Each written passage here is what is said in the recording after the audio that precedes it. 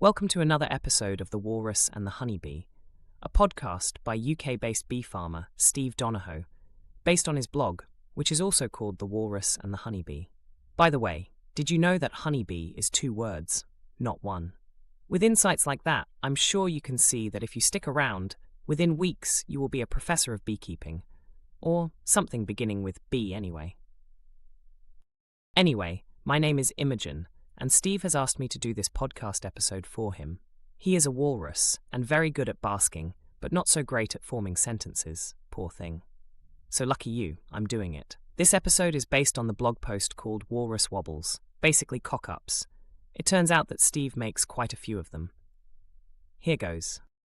It really is quite incredible how a supposedly intelligent creature such as myself, with years of experience, I am in my early 60s after all, can continue to have an endless supply of walrus wobbles. Yet, this is the case. Some of my calamities stem from idiocy or carelessness, but others appear to be more about the gods, or perhaps the Moirai, fates. Here are some of them. Queen quandaries. Given the effort and time that I put into making honeybee queens, it always hurts when something doesn't quite work out the way I'd hoped. What's worse is that it's nearly always my fault, but not always. Marking and clipping. When I started handling queens, I was terrified that I would damage them, so I tried all sorts of devices that would enable me to mark them safely. These devices turned out to be a liability, and once I actually used just my fingers, it got significantly quicker and safer. Numerous people suggest picking a queen up by her wings, which is what I do with workers when loading queen cages, but I found another way that I prefer. I hold her down, gently, against the comb using my forefinger and thumb on her thorax. Then I pick her up from there. When I was trying to grab her wings, I would often miss, and she'd go scurrying off or even take flight.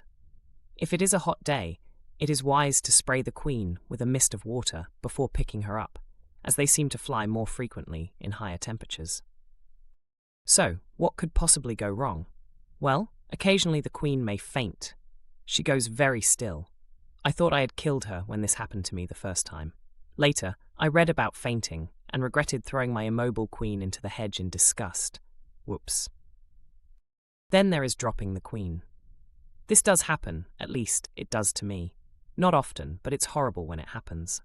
Every so often you might actually find her on the grass by your feet, but other times she disappears, never to be seen again. They can crawl back into their hive, which is always a relief. You would discover this at the next hive visit, but often you will find emergency queen cells to prove that you sent her to her doom. One simple solution, apart from don't drop her, is to carry out the marking and clipping over an upturned lid. That way, if you do drop her, she is easy to see. Moreover, when picking up queens, you need to make sure that your fingers or nitrile latex gloves are clean, rather than plastered with propolis and honey. I used to use marking pens, but there were 2 things I didn't like about them. One was that the mark seemed to rub off quite often. But far worse, one time a flood of marking paint rushed out of the pen and covered large areas of the queen's head, thorax, and wings. I put her back in the hive, but she was gone at the next visit. We now use non-toxic acrylic paint and apply it to the thorax with the handle end of a paintbrush. It works better than the brush end. If we leave the paint to dry for a couple of minutes while the queen wanders around a clip cage, the mark seems quite robust, but occasionally it is nearly gone the following season. For clipping queens, we use high-quality nail scissors. I have never had this problem, but you do need to be careful. Sometimes she sticks up her back leg, and if you were careless, you might cut that accidentally. We clip the queens first, then mark, then leave her in a clip cage for a while before releasing back to her colony. Which brings me to another walrus wobble. I have, on occasion, reassembled the hive and forgotten to put the queen back. We now leave the cage on top of broodbox frames so that this can't happen. Queen rearing. The most fun you can have in a bee suit. Possibly. Most of my hiccups have come at the queen mating or introduction stages, but not all of them. I have had most success with a queenless cell starter colony, which I convert to a queen-right finisher a couple of days after adding the grafts. The main problem with cell builders is to avoid a rogue virgin queen emerging in the same box as the developing queen cells, as the virgin will kill them all. I had this happen once, so now I am obsessed with making sure that the brood box into which my grafts go has no queen, no open brood, and no cells. I also move cells to the incubator a week after grafting, as they are safe in that controlled environment, in a roller cage. The incubator is set to 34.5 degrees C and 60 to 80% humidity. Roller cages can be supported by foam with holes cut in it of the right size. The type for quail eggs work well. Which reminds me, if you get a good quality incubator, you can have more confidence in it. Once a cheap one cooked a batch of cells, which is far from ideal. However, things can go wrong. You need to keep the water tray wet so that the humidity stays in the right place, and any power cut could ruin your cells. You may not even know that there was a power cut if your incubator is not at home, and you would only realize something is wrong when none of the cells emerge. A problem I have sometimes found with raising queens is when the larvae of the right age in the breeder queen colony are not suitable for grafting. This can happen during a dearth, when the larvae can be a little dry. A practical solution to this is to pop the frame containing eggs and newly emerged larvae into the cell builder overnight. The next day, the cells will be flooded with jelly and easy to graft. Alternatively, feed syrup and a protein supplement, and return a few days later. Anything that messes up the schedule and timings is quite annoying though. I try to transfer queen cells from the incubator to mating nukes the day before the queens are due to emerge. In fact, a newly made-up mating nuke with no brood will accept a virgin better than a cell. Once the nuke becomes a mini colony with brood and stores, the queen cells work better than virgins, I think. Anyway, in the past I have got my calculations wrong, and virgins have emerged into their roller cages in the incubator. If you leave them for too long, they will die. You need to give them a little blob of honey straight away, and move them into a colony that day. I have found several emerged and dead, which is very depressing, and completely my fault. Mating failures. I have seen quite a bit of this, especially in the last couple of years. One might think that a colony of bees, having swarmed, would make a new queen, and she would be mated and laying a few weeks later. Unfortunately, not always. We have found quite a few cases where the virgin disappears, and if we leave it too long, we get laying workers. These get shaken out, as trying to get them to accept a queen is a waste of time and a queen. There is also that scenario where we find lots of sealed queen cells right on the cusp of emerging. It is great fun releasing the virgins. Our logic is that if we release all virgins and remove all other cells, they will fight it out, and eventually one queen will mate and become the new queen of the hive. I reckon it's worked for us about 50% of the time.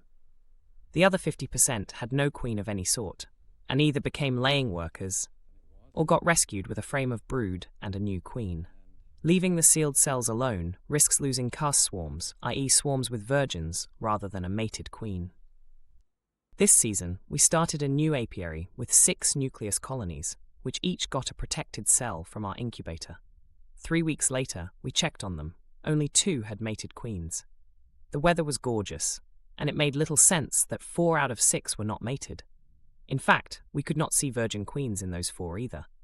Once we passed 4 weeks, we added new mated queens. 2 of these worked out, but the others became laying workers. So, 33% of the original cells worked out, and only 50% of the introduced mated queens did.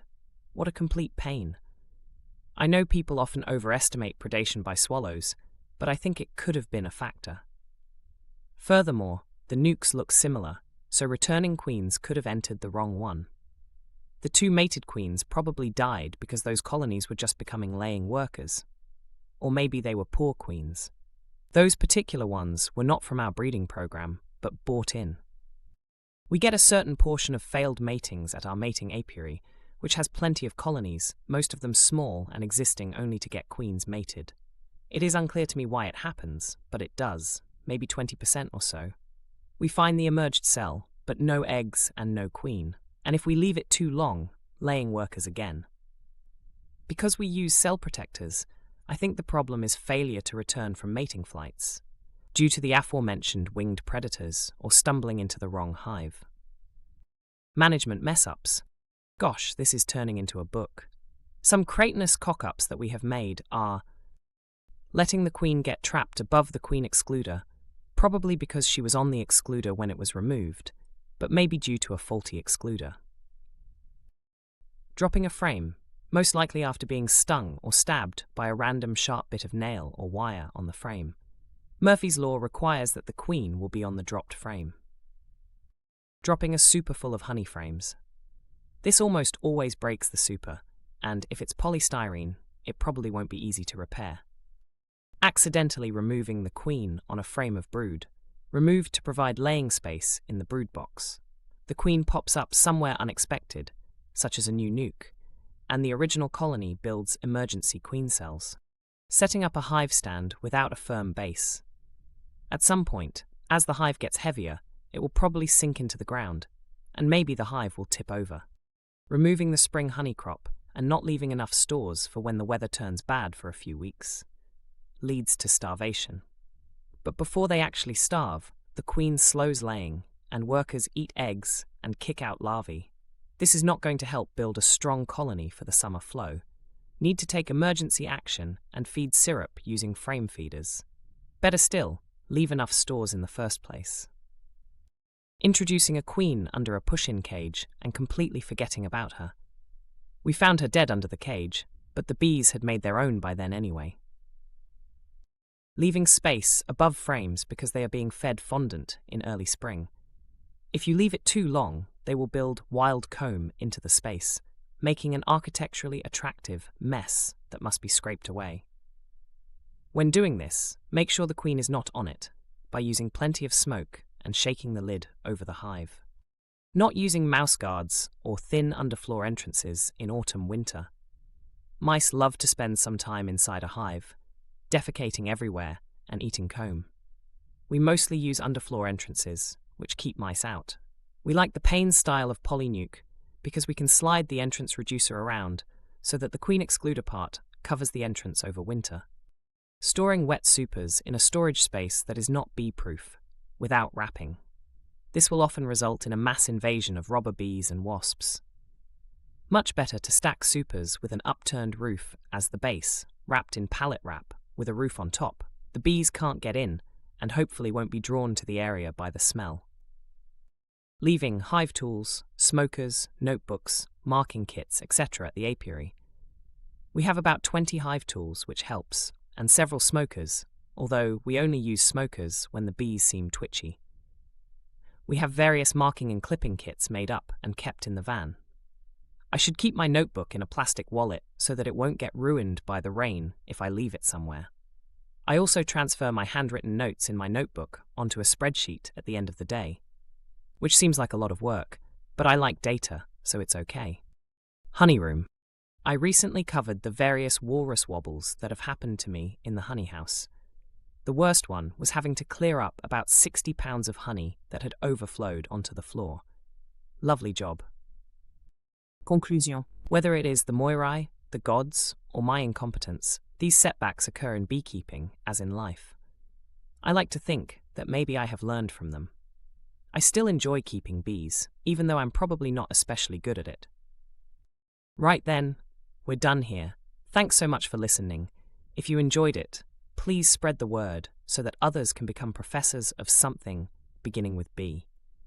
Have a great week, and I'll see you next time.